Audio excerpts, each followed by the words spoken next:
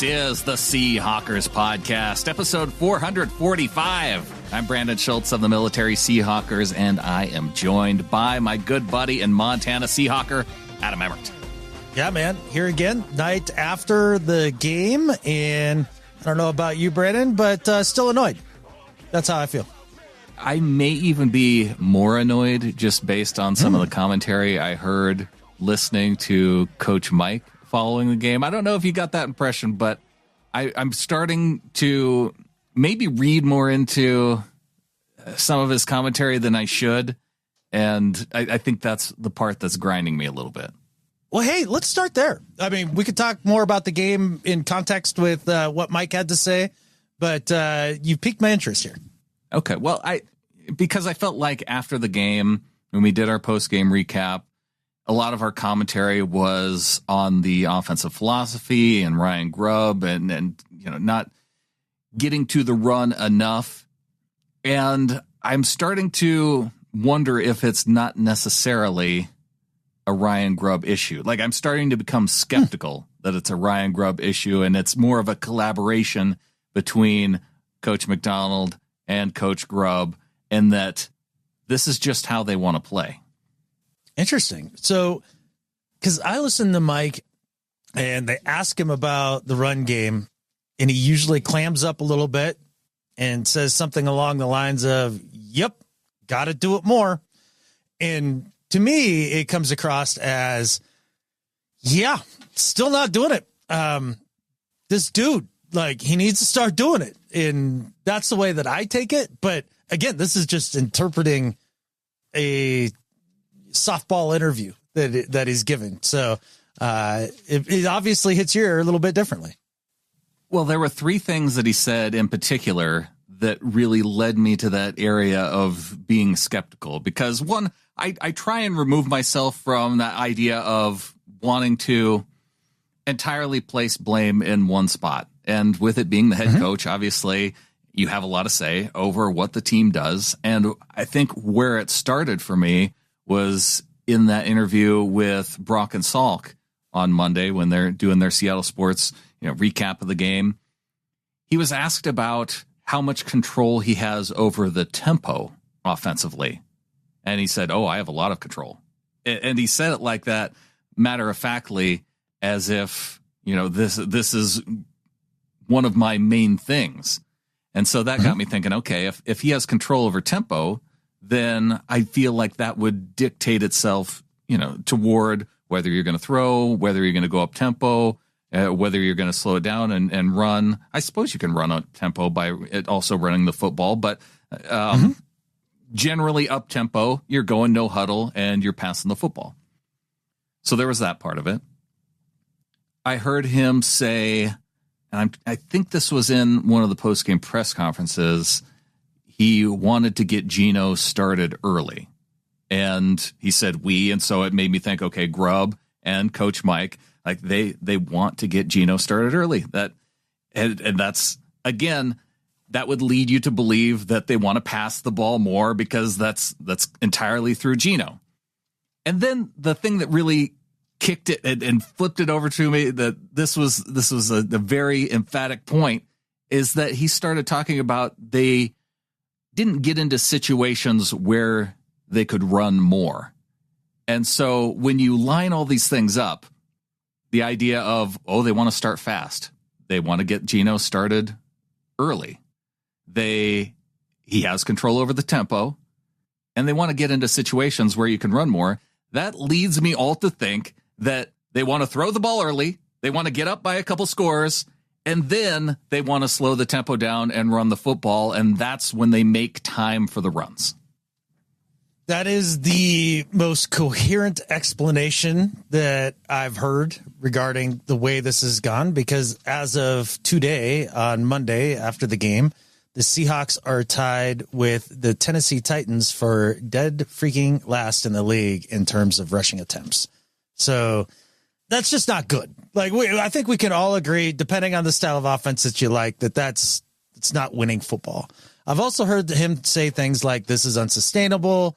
And honestly, we didn't have the right situation thing that we heard Waldron go to time and time again, and now we've heard Grubb get to it, and now we hear Coach Mike get to it. I feel like that's one of those coach speak freaking excuses that makes me crazy. Could be. Because, well, in this last game, there's no could about it. Like, I went back and rewatched and was watching every offensive snap. Now, I understand that down and distance plays a degree into what plays you're going to be calling and all that. But on first down, it's usually 1st and 10, like every single time. And I can only count maybe twice that they faced a box heavier than 7 dudes. Like, if it's 7 dudes or less, there is zero excuse to not run the football other than you just don't want to. And after going back through on the rewatch, it was absolutely infuriating because every excuse in the book as to why you can't get to running the football has been out the window over these last 2 games. In my mind, you can say that down 14 in the Lions game, and so then you got to throw the ball a ton. Okay, it's still the second quarter. That's just not true. You don't have to panic that way. This game, they were 10-10 a half. I mean, it's just, this was never in a place to where you need to just abandon the run and start throwing the hell out of the rock. So that doesn't hold any water. The looks, quote unquote, that they were getting, I'm sure it's more complicated than just counting dudes in the box in, some of the things they're seeing, but they faced a ton of too high stuff that they were showing too high to start with. Right. Even like they weren't even in the TV copy, and you don't run the football. So at the end of the day, like, this is a philosophical thing for sure. And I think that's where we kind of line up with this. Now, maybe it is the idea that they just want to try to start fast, get points on the board, and then throttle back to the run. Maybe that is the philosophy. I sure wish it was explained more so that I could at least know what to expect. But when I'm watching this flavor of the offense, it's nonsensical. It doesn't make any sense. I think 5 plays out of their first 2 possessions. Yeah. And I don't know how many total plays. They were in freaking empty. Like, that's not even showing the threat of the run game. And the Giants were able to pin their ears back and stuff because the last excuse has always been, well, the offensive lineman can't block. I heard that all over the place. And it's like, well, okay, in the Lions game, they averaged 7 yards a rush. It seems like it was effective. So I don't think that it's just that they can't do it. They say they grade poorly in run blocking. That's fine. They also grade poorly in pass blocking, but that doesn't seem to bother you. So whether or not that's Mike and Grubb or just Grubb, I don't know. Maybe it is the 2 of them. It might have to be at this point. I think that's probably the weakest argument of all, is the idea that you don't want to run because the offensive line is poor. Because of what you just said, then why are you running out of empty, for one? And if you are going to run out of empty, why don't you have tight ends out there to block too? I think back to so many of the 3rd and 6 plus in this game, and the Giants just blitzed. They just sent at least 1 extra dude, maybe 2 extra dudes, and overwhelmed the offensive line. And in so many of those cases, it was either a Geno sack, got sacked 7 times, or a throwaway. And that's how the Giants were able to get the Seahawks offense off the field so many times. Yeah, and I think it was the last full drive of the second quarter. It was a 3rd and 7-ish, somewhere in there. They bring 6.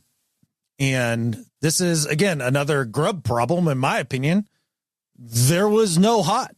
There was no hot option for Geno to go to. There was no answer. Everybody was running 10 yards down the field or more, trying to be sure they get past the sticks and pick up the first down and all that. But yeah, man, no answers there. I did hear some criticism from some people about Geno and just holding the ball too long, and that was part of the problem.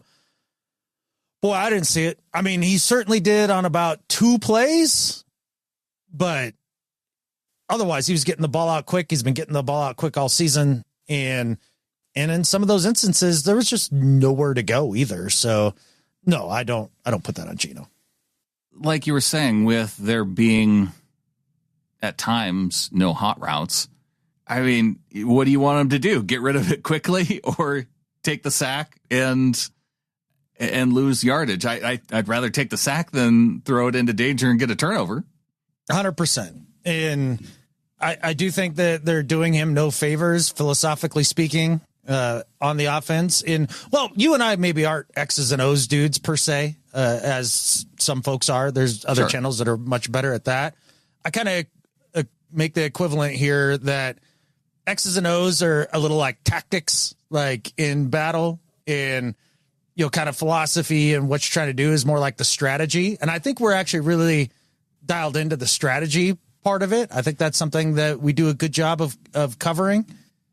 And I'm telling you, this strategy is totally broken. I don't get it in any way. And the more that I watched this game and saw that the offensive struggles were simply because of strategy in what they were trying to get done, whereas the defensive struggles, you look at the plays that they were giving up, especially in the run game, and you could see what the scheme was. And most of the time, and you pointed this out to me, the linebacker just wasn't making the correct run fit and guessing. And not only that, but guessing early rather than, letting the play develop a little bit. The guys are there. The scheme is there. The philosophy is sound defensively. It's an execution error. Whereas on offense, the offensive coordinator is literally making it so that it's way harder on this offense. How many points did the offense account for in this game at the end of the day? 13? 13 points because the defense 13. scored? Yeah. I mean, to me, the more and more I went back and watched this game, the more this game falls on the offense more so than the defense. Even not saying the defense was great, but it's a complete team loss for sure. But offensively, that was a joke.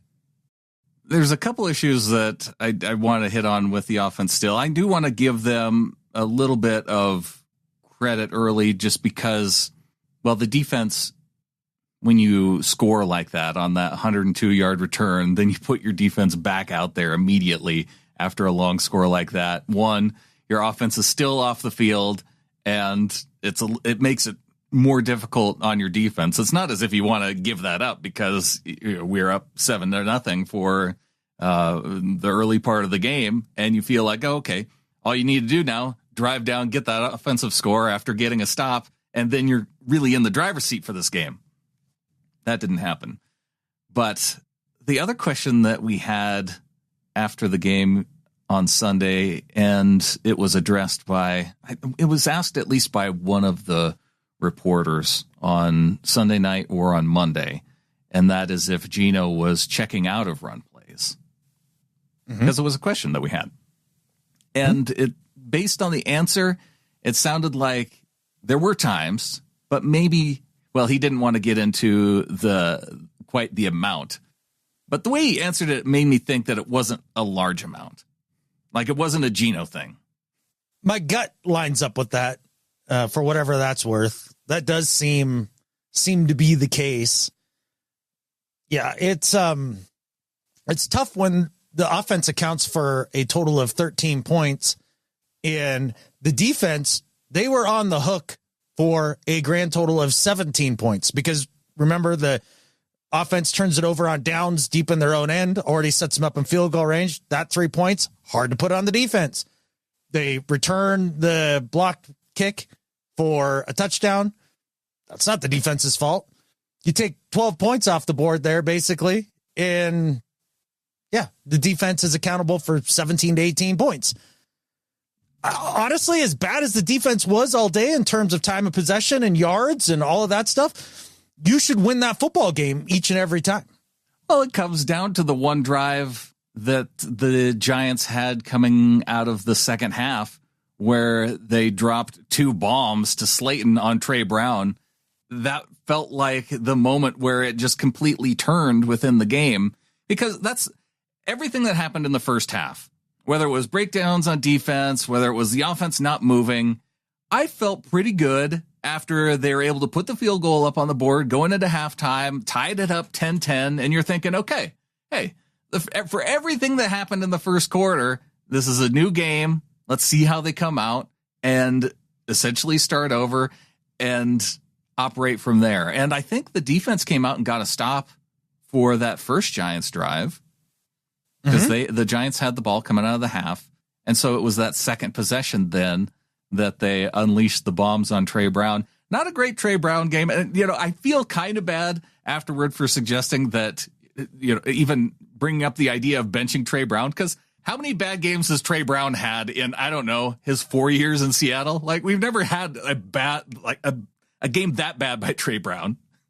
Oh, it's uncharacteristic. There's no doubt about that. Now, with that said, I mean, even great players, and he's not a great player, but even great players have off nights. And that point, sit him down, get somebody else in there. It wasn't his day. He couldn't stop a slant. He couldn't. And honestly, the first bomb that he gave up, that was decent coverage. That wasn't god awful. No. The second touchdown, I mean, he just got his doors blown off, and that's bad. That's a bad look. He got nailed for 2 holding penalties throughout the game as well, even though I do believe the one that kept the drive alive in the second quarter. Ticky-tack. That was crap. But it was a really poor performance by Trey Brown, and maybe you bench his ass in that game. And, maybe for the game, I guess. Yeah, you see the commentary like, get rid of Trey Brown, like, and maybe my mind was going toward getting him off the team, but you wouldn't want to do that. And look, I don't normally do this, but went back and watched a lot of other Seahawks content throughout the evening, and none of the hosts were this way, but like deep in the comments, just over and over and over again, fire Mike, fire Grubb, fire this person, head's got to roll, blah, blah, blah. Like, good Lord, was that an ugly loss? Losing to a bad team. How do you expect people to react? That was an ugly ass loss. Come on, this is where we put our irrational fandom. That's true. That's true. That's an ugly ass loss. It might have been me in the comments. That's all I'm trying to say. That's fine. And that's unacceptable and all that. But like, come on now. What are we doing? I mean, we're still 3-2. I'll try and be better, Adam. Yeah, it's definitely a you problem for sure.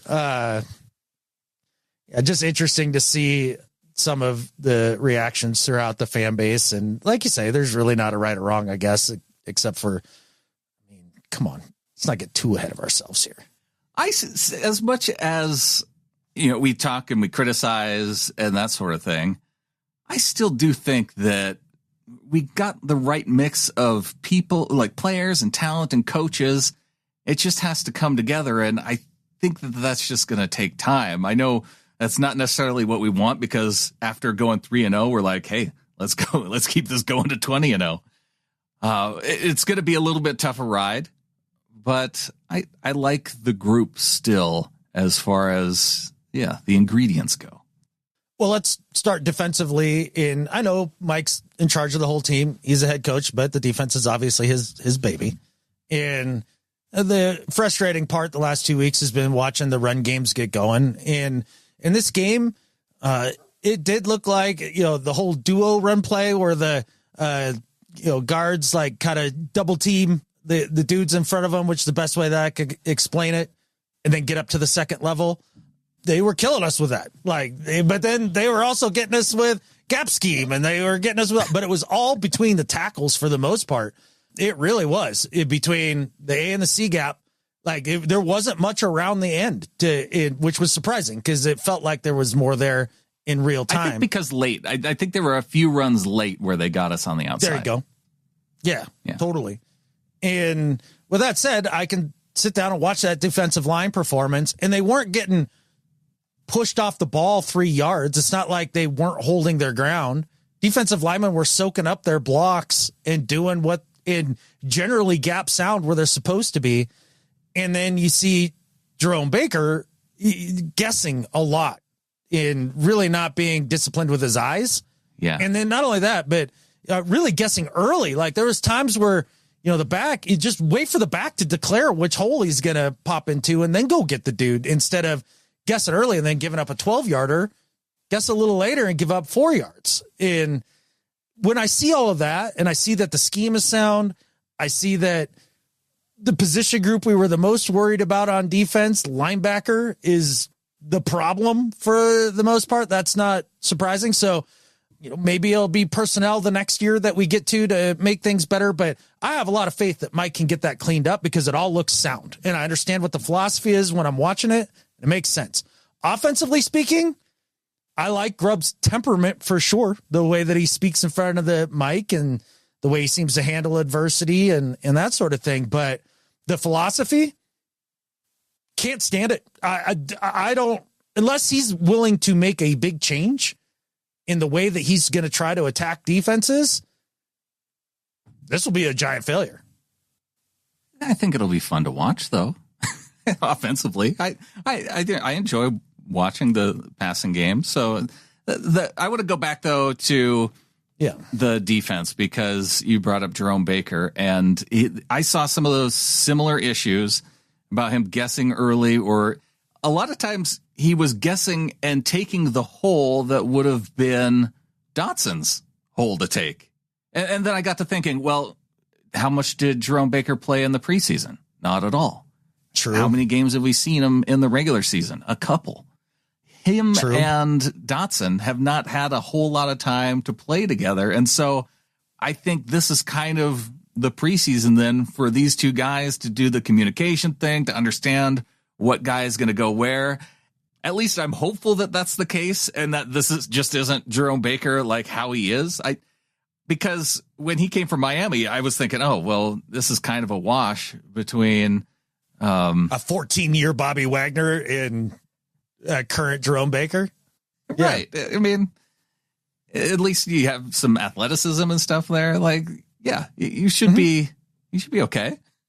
That's a great point that you make regarding how much time on task that they've had to this point. And that actually is super encouraging to me. I hadn't thought about that, and I think you're really onto something there. I'm an optimist. And it wasn't. It's what I do. Yeah. That's appropriately applied optimism, I would say. Since I am the arbiter of such things, apparently in my own head. But at the end of the day, you were correct about the idea too of him kind of taking the hole where you're like, no, it looks like either Dodson or Jenkins, like that's going to be their responsibility. And the cool part is that when you sit back and you watch it and you come to that conclusion, and then you hear Coach Mike talk about it in the coaches show. Yes, that second level is not getting it done right now. And thank you for providing some optimism with that, because I do think that they can get it figured out. Now, whether or not they get it figured out in 3 days and go and beat the pants off the Niners, that's a whole nother can of worms. But yeah, defensively speaking, I think that this will be something that comes together. The only other big concern is that the pass rush has been pretty lackluster the last 2 games. It has been. I think the potential is there for that to turn around against the 49ers, but I don't want to move on to the Niners game just yet, because there was also one other, I want to say, potential coaching failure here on the field goal attempt at the end of the game.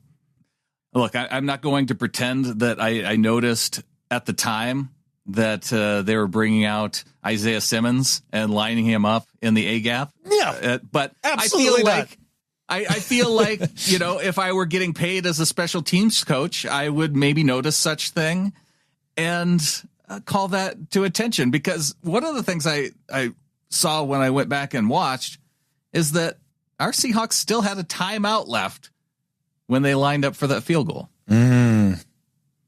Yeah, good point. Didn't even think about that.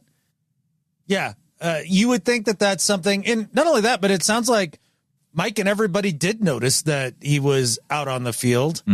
I think the way that the Giants went after that, number one, they definitely saw something on tape. And the interesting thing is while watching the game up until the blocked field goal, watching every time the kicking unit came out, Tomlinson and Ott, like they don't get their head up. They never get, like, there was one time Lakin Tomlinson wasn't even touched on the play, and he never raised his hand off the ground even. He just stayed down. They did the face plant almost all on their own. And like, that's the way that it's coached. And I watched the Giants kicking team as well. And they employed a similar tactic with their linemen there. And I think that's something that they had looked at. And we find out later that Dable wanted to call that well earlier in the game. And the special teams coordinator was like, nope, wait till we really need it. And boy, that was a great time to pull it out. But the idea of having the Giants players push down on the backs of the Seahawks players to be sure they won't come up. And not only that, but lower them a little bit. Yeah. So somebody like Simmons can get through. Just hats off to them. That's a smart play. And their special teams coordinator gets an attaboy for that one. Like, well done. I can hear you right now, Mr. or Mrs. Listener, if you're fuming at that statement of Adam giving kudos to that play, because I think there are so many of us that after the game were thinking, well, wait a second. We had Bam Bam Cam do that run and leap over the line. We had Bobby Wagner do something similar. And then we saw, because I went back and I'm like, why was I thinking that you just couldn't jump over the line anymore? And we see articles from 2017 with the headline saying the NFL bans line leaping. And so when you read that headline, you're thinking, oh, yeah, you just can't do that anymore. But by the letter of the rule book, you go in and it says you can't run and leap. And you can't jump over the line and touch somebody, because if you jump and touch somebody, it's a flag. So we were all under the impression that it was effectively banned because, one, who's going to be able to jump a 6-foot tall lineman who can relatively expect that something like that might be coming? Like, you got to be a pretty athletic dude, or you put your face in the dirt and make it really easy for them to jump over. But I think that's why all of us as fans were under the impression at that moment that you can't do that. Yeah, including this fan right here. Like, I thought that at the time too. And then, as you said, you go back, you look at the rules and the things you stated, and also, like, you know, launching yourself off of one of your teammates or the other ones, can't do that. He didn't do any of those things. He didn't go directly over the center. He did hit the gap. He didn't touch anybody. And then, I don't know if you noticed, Brandon, but after Simmons hops over the line, blocks the kick, adds insult to injury, and just exploiters Jason Myers. He hit him so hard, it's not even funny. Like, poor dude just gets trucked off the screen. I feel bad for him. I felt bad for him. I felt bad for the long snapper too, because that also, I have no sympathy for Tomlinson, because that dude can stand up just fine. Like, he doesn't have a job to do, like snap the football back. It does seem weird to me that you would be able to then hold down the long snapper by pressing down on his back when he's in that vulnerable position. So, I don't know. That seems a little bit weird, but also, all you have to do is stand up a little bit so the guy's foot hits your shoulder and it's a flag. Oh, there you go. Wait, and why would you have a rule against pinning the center down from the backside and pushing him to the ground if you've never really seen it before? Like, it never occurred to anybody to have a rule about don't do that, because nobody's been doing it. This was just innovative stuff, and they busted it out in a situation that was super not advantageous for us. Annoying. Yeah. And that sucks, but also well done on their part. And it also looks as if that's the way that those guys had been coached, is like, you just stay down, make it so that they can't run through you, right? Because they're thinking you can't jump over us. So just kind of make a speed bump that they can't run through. And I think that's enough time for the kicking operation to get off cleanly, like 90 times out of 100. So, well, and to your point too, of watching other moments, then I wasn't just watching our team. I was watching some other field goals by other teams and noticing that how much their guards overlap the long snapper to then like their back legs are overlapping essentially after the snap, to where that A gap is tightened up. And so that's another part of it too, where you kind of tip your hat to their coaches and go, yeah, you got us on that one, but it doesn't feel good because in that moment, we're thinking, okay, here we go. We're going to tie it up. We're going to go to overtime, and we're going to beat the stupid Giants. Exactly. We're going to win this game that we honestly have no business winning because, gosh, they just got jellied by the Giants all day. And the offense just couldn't find it, being one-dimensional for the majority of the day. The only time they started to put it together is when the Giants just really got into a soft zone coverage and just was letting them hit stuff underneath and kind of move the ball at will. You saw Dable freaking out about it throughout the last part of the game there. Just ugly all the way around. And, you know, one of the things we've talked about in the past, Brandon, is you're never as good as your best game and you're never as bad as your worst. Like, so far, this is the worst game. They got out-coached. They got outplayed. And I don't think they got out-hustled. Like, the energy and the effort was there. I know a lot of people don't think so, but I think it was fine. So we'll see what happens here on Thursday. You might be able to convince me that there's something to that idea, though, of our Seahawks playing on 6 days rest versus a week and a half rest for the Giants. Like, I can buy into that part of it for sure. Okay. It's just the dumbest thing. I'm sorry. I can't do it. I can't do it. These guys are all 30 and under for the most part. Like, when you are in your 20s, you can go out and give freaking catfish-faced like on an evening and wake up the next morning right as rain. Like, you could do that then. Like, being, the recovered energy-wise, now injury-wise, that can be another argument. But energy-wise, by then, in your 20s, early 30s, get the frick out of here. Like, that is not hard to do. I'm not saying it's not hard, but there might be just enough of a body advantage that maybe I'd listen to that a little bit, especially when it's a team like the mediocre New York Giants. Excuses. I'm searching for excuses and explanations. That's where I'm at after this game. Because I felt like that was a game that was very winnable against a team that down their top receiver, down other dudes. Yes, they have a solid defensive line. So even if you take into account that maybe they were going to get home against Geno a few times, like, whatever. This game is super simple in terms of explanations. You couldn't fit up the run game. They were able to run it, kill time of possession, and then your own offense, because of their own choices, simply could not keep themselves on the field to keep time of possession going for them and protect the defense that was having a hard day and became one-dimensional. And watch the Giants' defensive line. And then on the 4th and 1, again, you decide not to block maybe their best pass rusher. Not only that, but going back and watching that, so you got 2 tight ends out there as well, out on that edge. You got the 2 backs in the backfield, and you fake the handoff, try to sneak Walker out, and do one of the tight ends, Chip, do anything to the defensive end and Brian Burns? Oh, hell no. They go out in a catfishing route. Like, what kind of play design is that? Like, watching Grubb's reaction to that play, I mean, maybe they must have seen something on tape where they're like, oh, Burns always crashes down on this or whatever it is. And we're genuinely surprised that he didn't take the cheddar on the fake. But if your entire plan on 4th and 1, critical moment in the game, is that you're going to fool this dude who's been in the league for as long as he is and not have any backup in terms of the tight ends blocking that guy, there's a few times there were free runners coming off of, especially the right side, that were completely unaccounted for. Maybe that's on Geno for not getting the right protections. Maybe that's the blocking scheme by Grubb and Huff. I don't know. You don't know. None of us are going to know, but it's not working.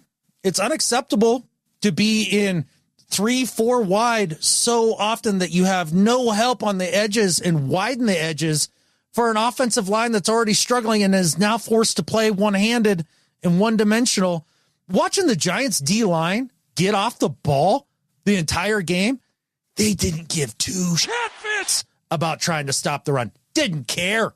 No. What was not a concern. They were just flying upfield.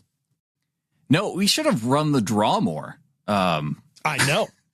Because the one time we did run a draw, it's like, well, obviously they weren't expecting that. Or maybe a screen on 3rd down. Because every time on 3rd down, they were just hauling ass upfield. You run a screenplay, I feel like that could have worked on third down a couple times in this game. On first down, on second down, on third down, on fourth down, they were screaming up the field. They did not care. And why in the hell would you?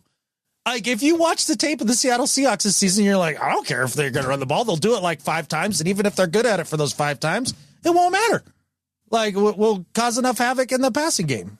And yeah, it's just philosophically not a winning strategy for this league in any era. I don't even care if you go to the heyday of the passing peak in the late to mid 2010s. Like, it still doesn't work then. It's annoying. Well, they will learn, hopefully, eventually. Because maybe when you're going up against professional defensive coordinators, they are definitely going to lean on that. And they will be facing another professional defensive coordinator coming up against the San Francisco 49ers on Thursday night. Ask any Niners fan right now. They may totally disagree that their two-headed DC position is a professional position for them in terms of coaching. It might end up being a downgrade having 2 professionals. That was one of the things that we talked about this offseason, wasn't it? That they had 2 guys and who would then ultimately take accountability. So far, the defense not looking real great, especially not looking great when you were up 23-10 at halftime. Yikes. Over the Arizona Cardinals, and you allow them to score 14 straight points. Your offense does nothing, and you take the L to the division rival for the first time in 8 games. Yeah, man, that's stunning. In Kyle Shanahan giving up another 10-point fourth quarter lead. He's good at it, man. He's the best in the league at it, no doubt about it. And you said, who's going to take accountability? Well, we all know it's not going to be Kyle. No, that's for damn sure. Never is, never will be. No doubt about that. It's been interesting to listen to 49er land the last couple days, and to listen to them talk all of the different shows. You would think that this 49ers team was 0-4, or 0-5, and like can't do anything. And I do think that the demise of the San Francisco 49ers in terms of their play right now is a bit over exaggerated. I think so too, because, well, there's obviously areas of concern then for our Seahawks, especially looking at them offensively. On the offensive line, this is where I think that our D-line has an opportunity to get right and start pressuring the quarterback at the pace that we saw early on this season. Part of that's going to depend on personnel. Sounds like Nwosu isn't going to be back anytime soon. His thigh injury is going to sideline him again for another couple weeks.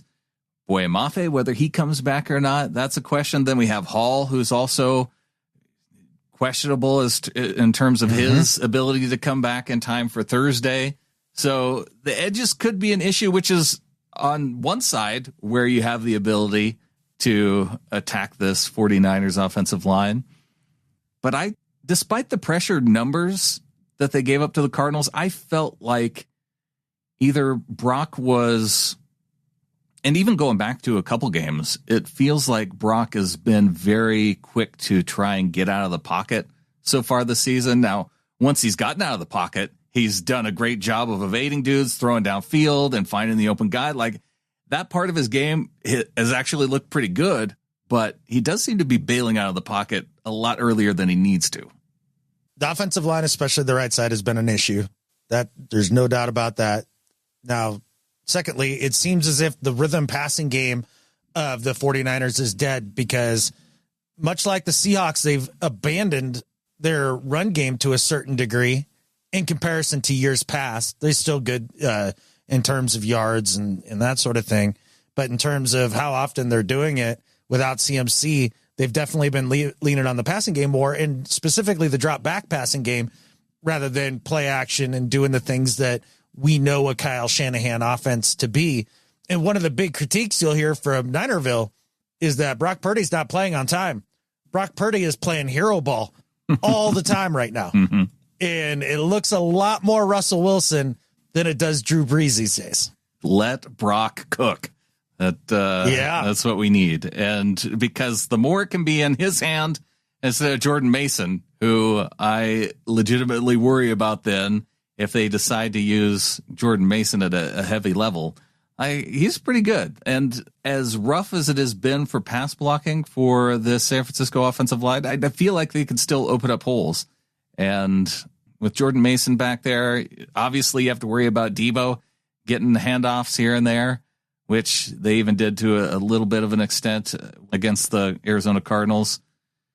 Looks like Brandon Ayuk finally went off in this game against Arizona, and but that limited Juwan, which I feel like he's the one that always tears us up.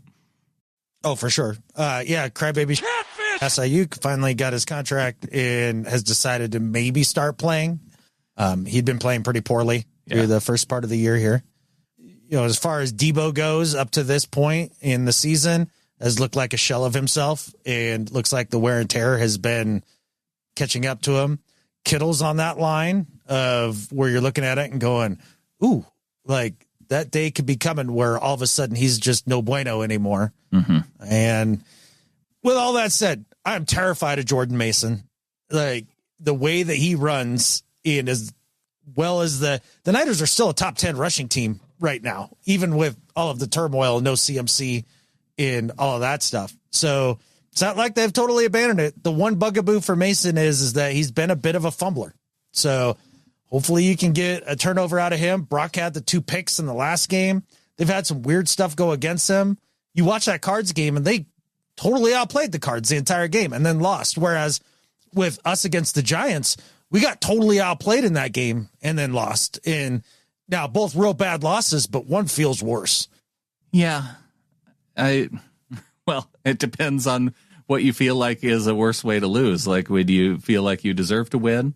Like maybe the 49ers and us, where it just felt like you should win because it's the Giants.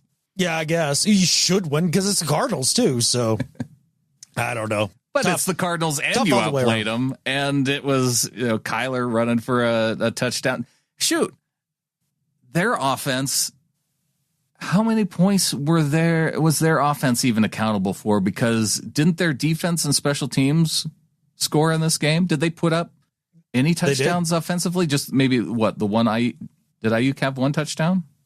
Yeah, I don't remember now. I didn't pay that close of attention just to kind of that was Kittle. Kittle had the touchdown. Kittle had the touchdown. There you go. But they had that was the defensive. They had a defensive return that set up the Kittle touchdown, and then they had the blocked field goal return for a touchdown. Right, and still lost. Yeah, against a Cards team that had given up 42 points the week before. Yeah, then they could barely score. And one of the big things for the Niners so far this year is they've been abysmal in the red zone. This could end up being a very close game. Sure. I don't know. I have no clue. I sat here all day trying to think about what I wanted to say about this Seahawks-Niners matchup. And I feel like this is, in the last 8-9 years, the most completely unsure I am about this game in any way, shape, or form. You could sell me about any narrative to be real. We could blow them out. They could blow us out. It could be tight. Yeah. It could just depend on turnovers. It may not depend on turnovers. Let's go through all the scenarios. Exactly. Seahawks defense really plays well and makes a jump. They get obliterated all day, and Geno hangs in there and throws for 400 and keeps them in the game. Maybe they find the magic wand and make it so that K9 actually touches the ball more than, I don't know, AJ Barner. And we'll see how it goes. I don't know. I honestly don't know. I feel as lost going into this game as a fan, both in terms of what I've been seeing and hearing regarding the Niners and knowing what I know about the Seahawks to this point, which again is kind of I don't know. Well, let's go off of feelings then, because that's one of the things that I know that we're pretty good at. I feel like generally on Thursdays, it ends up being defense optional games. And that's even though the Niners have personnel for it, to be really good. Nick Bosa, Fred Warner, they have those guys. We also have the guys on offense that can beat some of their not so great guys on defense. And so it might just be one of those defensive optional games. Last team to have the ball and score ends up winning. Yeah, I guess my gut feeling about this, and maybe this is the pessimist to me, is Jordan Mason, the best back that we've seen in the last few weeks. Yeah, I mean, I know we saw Etienne, but that offense totally neutered without a quarterback. I mean, Montgomery's better, I think. Yeah, okay. Yeah, Montgomery's pretty damn good. I'll go with you on that. But I could just see Mason running wild all day and making it difficult in being able to punch it in. And then Geno having to drop back and pass again, and Nick Bosa just making Stone Forsythe look like he belongs back in the SEC. And it just being a really bad day and a low point in a season that you have to, because it's just this quick turnaround. Yeah. That's what's got me the most worried about. I don't see them fixing the run defense between now and then. I don't see them fixing the offensive philosophy between now and then. It's just a couple days. You put some Band-Aids on crap and roll out the ball. There isn't much you can do to just because there isn't a whole lot of time. You're right. That part of it, I don't know if it would necessarily get fixed, but I don't mind the strategy either of throwing it around on this secondary of San Francisco either. Yeah, I mean, the corners have taken a little bit of step back. The safeties are slow. One of the things that you can get on the Niners is they have a hard time covering vertical routes because the overall team speed on the back end is just not there. Yeah. And that is something that definitely plays into the hands of the Seahawks with Tyler and DK. I mean, not JSN's fast too, but he's not a burner. But yeah, that gives me a little bit of hope right there. Might be just bombs away all day. Yeah, because say you can handle Nick Bosa, there's not a ton of guys that are getting pressure effectively down in, down out. Bosa really to this point too, he has 21 pressures, which is leading the team by a wide margin. But 21, through 5 weeks, that's 4 a game. That's not averaging out to be a whole lot. And then you look down the list of Leonard Floyd, who has 14, Malik Collins, who has 11. And then you're getting into single digits with Kevin Givens and Hargrave, who's injured, who's out for the season, potentially. Yeah. Gross Matos, also, they got bad injury news for him. He's got 5 pressures. So he wasn't doing a whole lot either, but he's supposed to be out 6 to 8 weeks now. I like Gross Matos a little bit. I'm actually surprised that Malik Collins hasn't been a better player for them to this point. And yeah, Bosa's not been getting a lot of help up front. And in terms of the linebacker play, who was it that they brought in to replace Greenlaw? I can't remember his name off the top of my head. I think he was a Buck. I don't know. Some older, smaller, speedier linebacker, but Devondre Campbell. Yeah. And to hear Niners talk, can't cover, can't tackle, can't stop the run, can't do anything. So, they really do rely heavily on the great Fred Warner. And, unlike 49ers podcasts that wouldn't ever give Bobby Wagner his full credit when he was at the peak of his powers, Fred Warner is, if he's not the best middle linebacker, then I don't know who is. Yeah. Now that Bobby Wagner's outside of the NFC West, we can safely consider Fred Warner to be the best linebacker. That's fine. But definitely there are 3 guys who give up the most plays. Diamador Lenore, he's been targeted 24 times, but actually he's only 108 yards on those 24 targets, so he's covered relatively well. Devondre Campbell, you can't say the same for him. 24 targets, 21 receptions. Chavarius Ward, 23 targets, 13 receptions. So, but he's been beat deep more so than Lenore.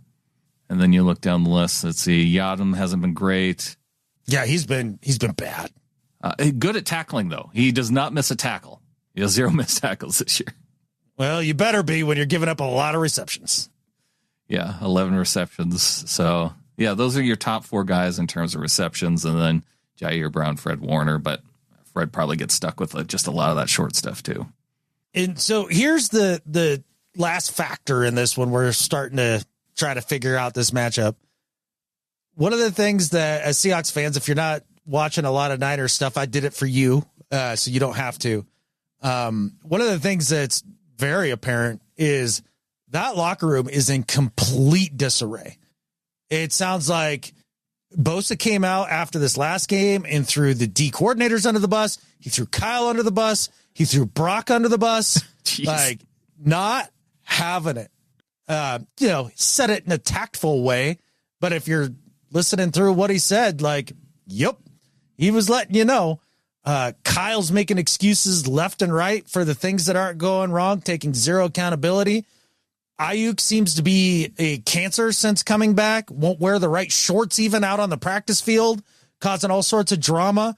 Like, there's a ton of locker room drama with this team, and it seems as if Kyle is kind of losing the reins of this, and that he's gotten to a place to where it's maybe just run its course. In most Niners fans and these message boards and on these shows, man, they're talking about, well, missed our window. Tough break for us. Time to blow it all up, and are extremely pessimistic. It seems like a ton of drama in Santa Clara. They're probably not wrong, those fans, though. I think that one of the things that we said after Kyle lost yet another 10-point lead in the Super Bowl, that's the time we go ahead and cut that, because we went through some of that, and despite, at least we had a Super Bowl to show for it before all the players wanted theirs. That's not the case after losing a couple Super Bowls with Kyle Shanahan. Sucks for you Niners fans. Man, Super Bowl hangover. They're mired in the disease of more. It's ugly. Like, I don't know how they finished throughout the year, especially with the injuries. Blow it up, hire Shane Waldron as your head coach, and start this all over. Mm-hmm. And maybe general manager wise, get rid of Lynch too, just for good measure. Hey, bring Chip Kelly back. No, I think you want to keep it inside the division. Shane Waldron, he knows the Rams well. He knows the Seahawks well. He's head coaching material. You absolutely. I don't know why you wouldn't. Look at what he's doing with Caleb Williams right now in that Bears offense. Very coherent. Makes all the sense. Who has more wins, the Bears or the Niners? That's right. Go get Shane Waldron. There you go. Go get the Waldy. I'm sure all the 49ers fans listening to the show are going to start the cry out for Shane. Maybe. I know the cry is out to get rid of Kyle. Like, most of the fans are just freaking over it. They can't stand this choke artist with no accountability. Just the ego, all of it. I would be frustrated too, honestly. Like, yeah. For example, okay, say that the Niners were to blow it all up. Kyle Shanahan's out there free and available on the open market. Say Ryan Grubb decides to retire, and he wants to go back to college after this year. Nothing, I'm not advocating for firing. I'm just saying, like, he makes a decision, and then now Kyle Shanahan's available. Do you want choke artist Kyle Shanahan as the offensive coordinator of your Seattle Seahawks? No. Big fat no. Me neither. I've never cared for any of the Shanahans. I just, nope. No, thank you. Like, offensively, I feel like my brain goes, oh yeah, I want that. That makes a lot of sense. But then I think, could I handle another Super Bowl choke? And the answer is no. For all the success that led up to that moment, I'm sure it would be awesome. No, thank you. No, thank you. Big fat no, thank you. So there you go, Niners fans. We're with you. Oh, yeah. I think we can all unite around the idea that we all don't like Kyle Shanahan, and we hope that he fails this Thursday and gets fired. There we go. And let's be the team to do it. It might be the most united Niners and Hawks fans have ever been. Might be the most united. Can we blow them out 42-3? We surely can. And then that's what ends it? That'd be amazing. All right. Yeah. I think we're on to something here. Brazen optimism. I'll allow it.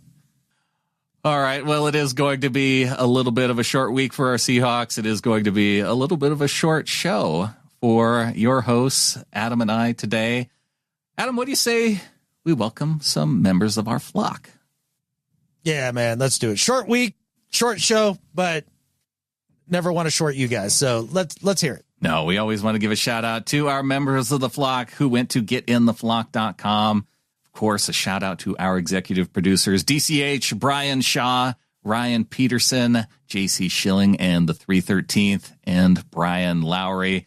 And I do want to let folks know, too, I don't think we've done our monthly call out of our 1212 supporters and above. And with it being a short week this week, we won't get to it, but next week.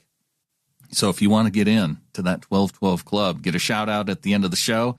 It is the week to come in and do that. And yeah, we'll make sure and shout you out.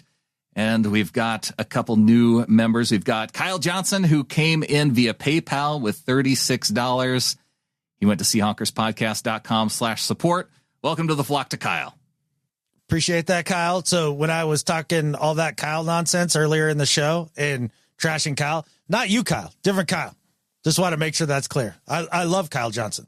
Yeah. No, it's Kyle Shanahan that we don't like. We've got to be very clear. Absolutely.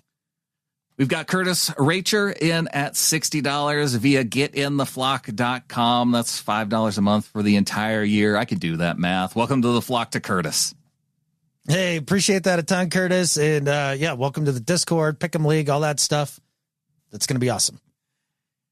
You can also join us in our mailbag segment. Go Hawks at seahawkerspodcast.com or go to seahawkerspodcast.com and click the contact link. We've got John in Louisville, Kentucky, sending an email, not to either of us, Adam, but to Ryan. To other John? Another John, but not from England this week. It's John from Louisville. And sending us mail that maybe doesn't belong to us, saying, "Dear Ryan, the only excuse for not running the ball is victory." I think I might know who he's targeting there with that one. Should we forward that to R Grubb at Seahawks.com? See if it makes it to our offensive coordinator. Can't hurt. Well, a big thanks to everyone who joined us this week. Yes, make sure and you're there with us, hanging out after the game on Thursday. You can be a part of our Discord by going to getintheflock.com. And we'll be talking throughout the game as well on Thursday. But yeah, post-game recap. And then it's not over. Monday night game. The Monday night game isn't even over yet. So we're going to have to talk about Pick'em results on the Pick'em show this week. But the Pick'em show will be after our regular show.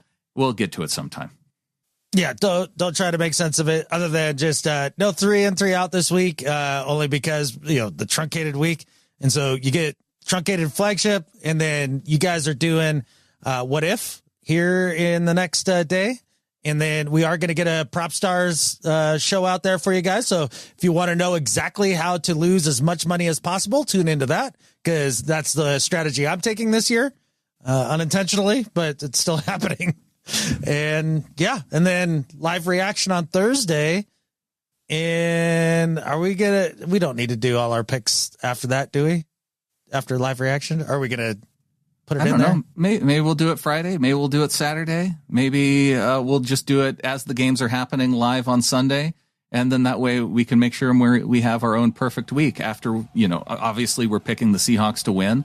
And then, we close out our perfect week by just calling the games as they happen. I like it. Okay.